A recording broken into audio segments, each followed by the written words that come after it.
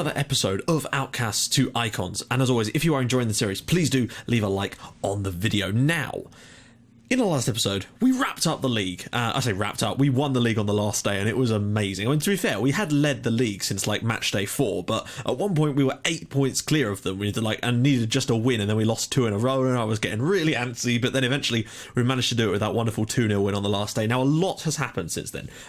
That was sort of in October kind of time, I think, and we're now through to March, and believe me, it has taken nearly 2.5 hours to run the game to this point, just to give you an idea of how long these transfer windows take. So just remember, because I still get comments from people saying you need to do more in episodes, and it's like, I don't know, I can't explain anymore how long this actually takes to do. I really can't. It is incredibly time consuming sometimes, particularly on this save because of the sheer length of the transfer windows and with how slow it runs because of all the extra stuff we've got in the database. Now, a couple of things we need to talk about before we get into the obvious things, which is the huge changes that we've made to the playing staff at the club. But first thing is, I bumped off most of the staff because, well, I say bumped off, I didn't have to, because most of their contracts were expiring anyway, and they were on wages that... Well, so they weren't on particularly large wages, but some of them were, and they weren't very good. So basically, every single staff member has, not every single, a couple of them did stay. Like a few that I thought, actually, he's got decent stats and he's not on big money, we kept. But everyone else left, and I've now brought in the maximum amount of staff for every single role I could possibly have. So we've now got 7 first-team coaches. So that's perfect. We've got 3. They wouldn't let me have 4, even though it said I could. Under 19 coaches. We've got director of football. We've got 6 scouts. We've got... Everything is looking lovely. We've got a great assistant manager. Everything is delightful in terms of the coaching, so that's going to improve dramatically, and the players are now much happier with the training because they're getting so much more attention from all the new coaches and fitness coaches. I basically got 1 for attacking, 1 for defending, 1 for fitness, 1 for goalkeeping, just to make sure that we've got everything specifically designed to make this team as good as possible. So that's what we've done with regard to the scouting. I have signed a new contract. They did offer me one. I tried to negotiate out the silly promises that they want me to fulfill. Unfortunately, they won't let me do it, so I'm still expected to bring in loads of young players. But even though I'm doing that, it's still not saying that I'm doing it. Like, they keep saying they're disappointed. We signed like 4 20-year-olds. But hey, no, fuck it. The other thing is they want us to play direct football, and it's the exact opposite of what we're doing. And if they sack me because we've won the title not playing direct football, then frankly, that's absurd. And I don't think that's going to be the case, because they do love me, and my status at the club is now untouchable, to give you an idea. So that's pretty damn good. Now, the thing that I'm most excited to tell you about, which for me signifies huge progress in this save, and it's only happened once, but I feel like if it happens once, it can happen again. We got a job offer. As you can see from the fact that we're still here, I turned it down, but we did get a job offer. It was the middle of November, and you would not believe who offered us a job. I'm going to tell you, it's Bolton bloody Wanderers. Bolton offered us the job. They just sat their manager, sitting bottom of League One, and in administration, and those are 2 of the many reasons why I did not want to accept said job. Because 1, I don't want to manage in England, particularly in this save, although I would settle maybe at the end managing in England. I don't know. Basically, my plan in terms of winning the championship, because obviously the overall goal in this save is to win the Champions League, but I decided that's good. But what I really want to try and do is win it with a team that's never won it before. So, because at some point, if we kept going up and up and up, we would eventually get probably offered a Barcelona job or someone like that. And it'd be very easy in theory to win it just with the right tactics and the right player side. It could be quite simple. What I'd rather do is, when we get ourselves to a club who have a reasonable level of reputation, money, stability, try and win it with one that's never won it. So I'll get myself up a list at some point of all the teams that have won the European Cup. That means Champions League and previous. And then we will not go to any of those sides. We will try and win it with a brand new team. I think that's a better idea, personally. It's more of a challenge once we get to those stages, for me, because I just don't want to end up joining Man United and then winning it like that. I don't really want to do it like that. I want to give someone some new glory, because that's just how I like to play FM. You may disagree, but that's how I'm doing it. But yeah, with Bolton in administration and bottom of League One, I just didn't feel it was the right kind of job for us to be taking on right now. Plus, I didn't want to go to England at this stage. But the fact that we've been offered a job there and have been offered a job shows that there is some progress being made. And I think if we can replicate our form of last year and maybe even do better and win the league again this year, maybe have a little run in Europe, try better in the cup this year, well, not have a little run, but at least have a go in Europe, then you never know, and it might be in a better position to take another job at the end of the season, potentially. And if not, I may do a third season. It just depends, because we're actually doing quite well here, but there's obviously a limit to how far you can take it because of the limits put on the league. We're still predicted to come 5th this year, though, even though we're the reigning champions and have strengthened dramatically in the summer, or the winter or whatever, so that's a little bit of a shock. As you can see, we've played a lot of friendlies. I've managed to arrange a couple of friendlies against larger sides now. We managed to get SV Ried and Ludogorets. Now, the reason we lost to Ludogorets 10-0 is because we literally just played a series of matches right before, and then so we got absolutely spanked with that one, but that's fine, you're going to get that from time to time. We're looking better, like, for example, here against Cementnik, we had like 40 odd shots in this game, if I recall. Yeah, 42 shots. Not so many on target, but I think that's because it's difficult playing counter-attack against a team as bad as that.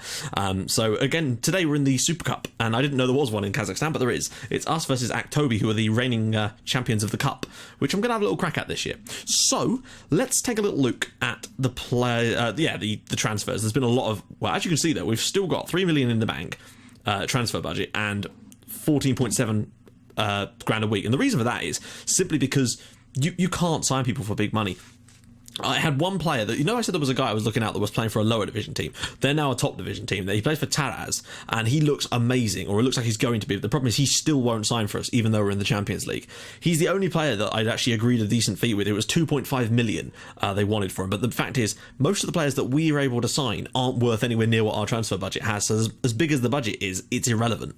We are now starting on our Continental A license as well, so we will soon have those stats maxed out. Anyway, players that have gone out. Now, you might look at them and think, how have you got rid of some of those? Well, the reason I've got rid of some of these is because they were old, and I wanted to try and give us a bit of a fresh take. So Sasa Marjanovic was amazing for us last season. He really, really was. And he's already joined Zemun, interestingly, in the Serbian, probably lower division. And he's a great player, he is, but he's 33 years old, and I figured we could probably do with someone a little bit younger to try and fill that role. A load of sort of youngsters. Also, Vlasilevic has also left. Glisovic, who I never really wanted to play anyway, who was signed above my head before we even got here, has also left, along with a few youngsters and players that just never had any real potential. Now, what we've done instead is go out and bring in some what I feel is really important quality in important areas in this team, basically. So firstly, I wanted to make sure that we had lots of strength in that advanced playmaker in the attacking midfield area, basically. So the first one we brought in is Georgy Zhukov, and we brought him in from another team in Kazakhstan. He's a sort of 3.5, 4-star potential, maybe, player. On Ganj, perhaps there, but he's also a decent supporting playmaker, as you can see. First touch, passing, technique, everything is good. His composure's the only thing that's teamwork. But the point is they're all relatively solid stats still. He's only 26. So he's not super old. He's not super young either. But the fact is, I think he'll be doing nicely in there. I did try to get Botani back for another season on loan, and the club agreed, but then he rejected the loan offer and said that he only wanted to play for a club in the Champions League. So I don't know what that's about, because we are in the Champions League, and very, very weird. But we didn't get him back, which is why I had to go out and sign another advanced playmaker type of player. So we've got Zhukov in, and I'm glad, because it means there's no foreign cap being used for him, and he's a solid player by himself, so I'm happy with that. And the other one we brought in, this is the one that is going to use some of that, and our most expensive signing at the moment. This is Bilal Ait Melek, and if you are Tunisian and happen to know how to pronounce that, his surname, obviously it's Bilal, but I don't know exactly how to pronounce the I with the umlaut on top. It's a new one for me. Now, he's a brilliant player, and he's only 24. He's got a decent amount of potential left in him. I think, same kind of situation. His teamwork and composure are a little bit lower, but he does have great technique, and his passing and first touch are very high. Decent long shots as well.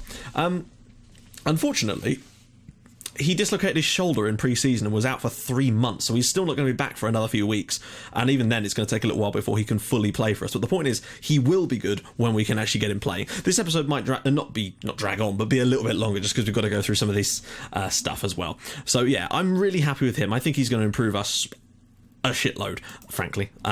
Next up, I decided to get in a goalkeeper that can play as a sweeper keeper on support relatively well. Like, first touch is a bit poor.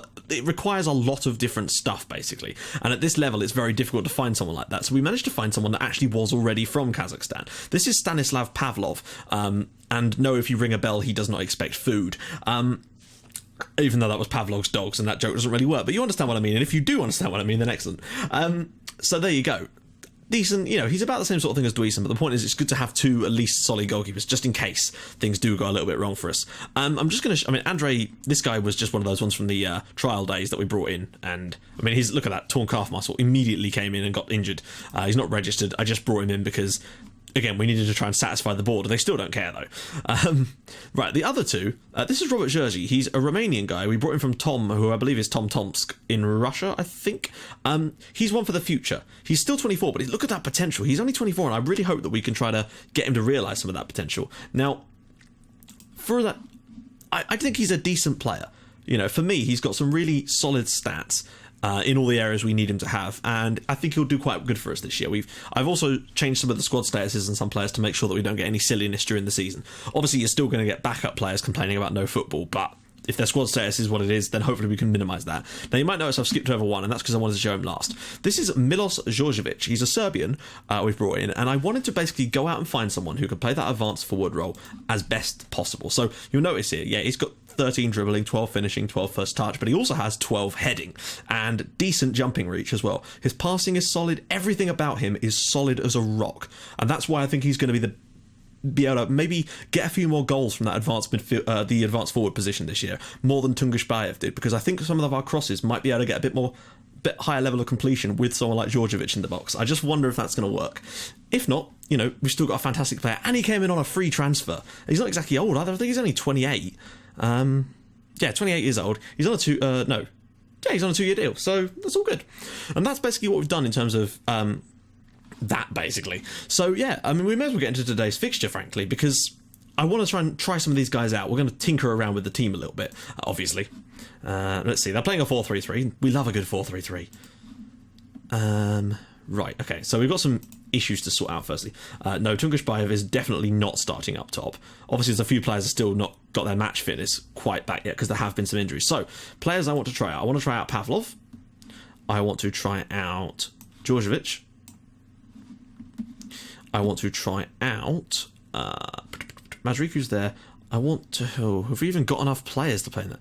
Braka would be the one that would have to come in here, I'd have thought. Unfortunately, he's not the best shadow striker, is he? Or is he? His long shots are poor, but everything else isn't too bad. We probably could do with looking for a shadow striker as well. Someone that's got really specific... Maybe that's something else we should look at. We have to have another... Does they have to be in the starting 11?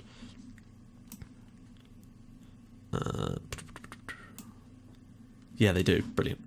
Okay, in that case... Ishkakov, who I believe is one of our youngsters. Yeah, he is. He's 16 years old. Shadow Striker, what's he like?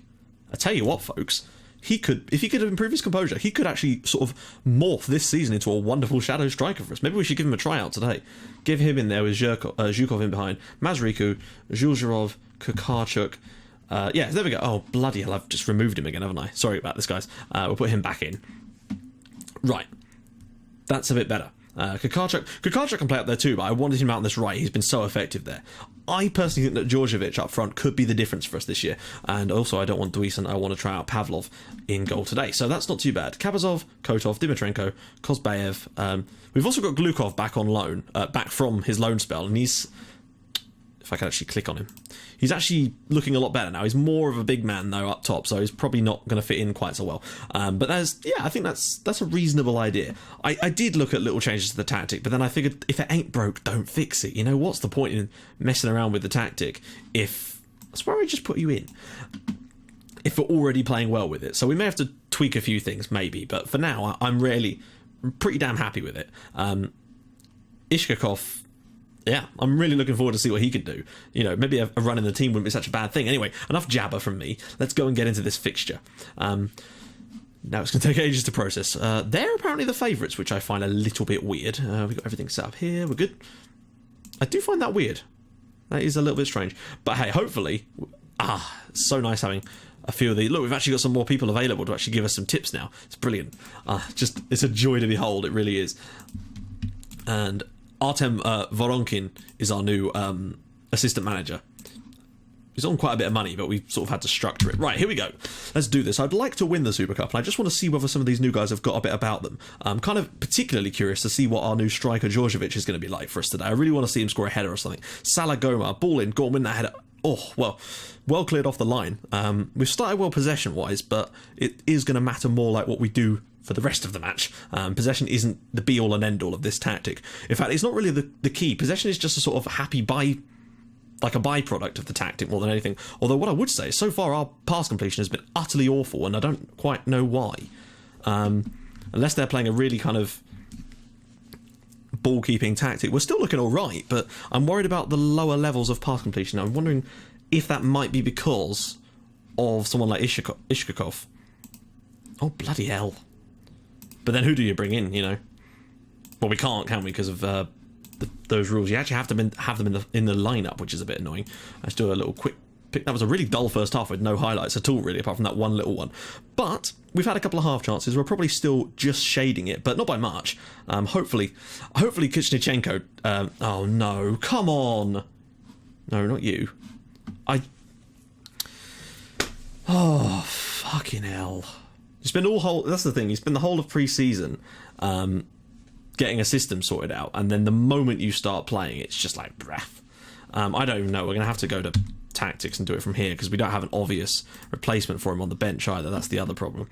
I'm probably going to bring on Tungish Bayev, just because he's a decent enough player. I might just switch those two over, and because Tungish Bayev's, that will put him slightly closer to being a striker. I think that could be the main issue for us for the rest of this game, though, is we just don't have enough. I'm worried about that, though. Where is the real problem? Oh, come on! Fucking hell. Right, okay. What is it with attacking midfielders in this team? That's the second injury again. It's fucking stupid. We've got full match fitness on everybody. They've been had a good rest before this game, and you just cannot stop it happening. The training regime is designed perfectly now, from all my other saves, to keep the fitness levels good, as well as prevent injuries, and it still fucks up. Unbelievable. I guess Ospanov? That's both. I mean, that's now basically, that means that we'll only have one fit attacking midfielder out of the four that I've got.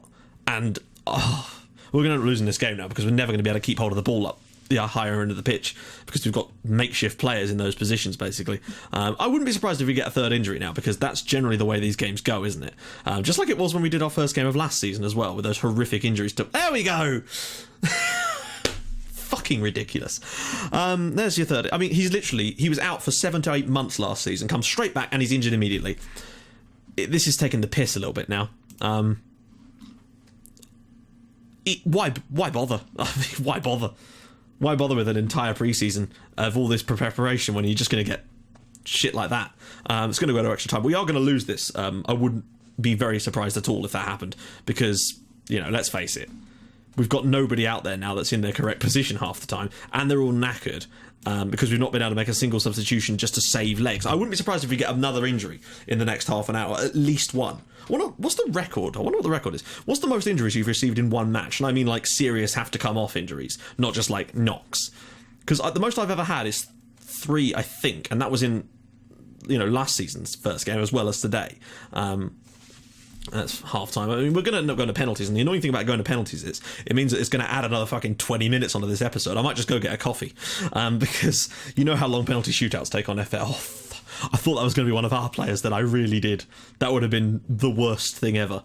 Yeah, nothing's really happened in this game, has it? And we've gone to penalties. I'll just do an auto pick, really, because... In fact, yeah, all of our penalty takers are all not on the pitch anymore. We've got a couple of guys that have got decent penalties, and they are not on the pitch. Well, I mean, it's an irrelevant game, and that's the worst thing about it, I guess, is that we've just got 3 great players injured in a completely worthless match that you just... And I suppose you should rest them, but then the board actually said I had to win this game. That they're actually judging me on my competition in this fucking cup. Oh, God. I was so positive coming into the season, I really was. Okay, penalties are taking the piss a little bit now. Let's just speed it up a little. I'm sorry, I can't sit and watch this for ages. Oh, we've saved one, excellent. Djordjevic, and it's 2-0 to us, yep. Okay, well, as long as we don't miss one now, we should be good. Oh, they've saved one. Please don't take too long, penalty shootout. I really don't care who wins this match, but I would like it to be us, ideally, just so the board don't get pissed at me. That's another one for them. Kotov scores. If they miss this, we win. And if we score this, we win. Djordjevic up his steps, and we've won. Good stuff. Wait, what? Hang on, wait. I could have sworn we... Oh, okay, never mind. Okay, we'll just let them keep going for a little bit. Kukarchuk now, and he's saved it, and they'll score this, and there we go. We've lost. Well, I really don't care, because, frankly, that was a shocking match. We were the better side, when you look at it still. Although we didn't get a lot of pass completion, and I just wonder if that is because... Actually, it ended up picking up towards the end, but the injuries is what I'm worried about. Please, nothing serious. If one of them is bad... Please let it be to the young kid. No offence, but like we need the other guys more at the moment. So if we're ever going to get an injury, let's make sure it's not to one of our most key players. Did we not get a single one? Oh, FM, you do naughty things to me. That is... I mean, we lost. I couldn't care less. There's a press conference... no, we got away with that. I don't know how, but all three of them are not injured. That is amazing. I've never seen that before. Like, if you're lucky, you get like one that isn't injured, and we actually did get very lucky when two were, but that's 3 players that went off seriously injured, and none of them are seriously injured. I will take that, get on that, and sail it home. Anyway, right, let's see what game we're going to do for our first league match of the season. I would do Kirat, but that's not very far away. I'll tell you what, we'll do Shakhtar. That's a home game against the big side, so we'll do that. So guys, if you like what you're seeing, please do drop a like on the episode. Let me know what you think of the signings. And again, I know we've got loads of transfer budget available, but I can't use it. I just can't use it. It just will not let me use it on anything special.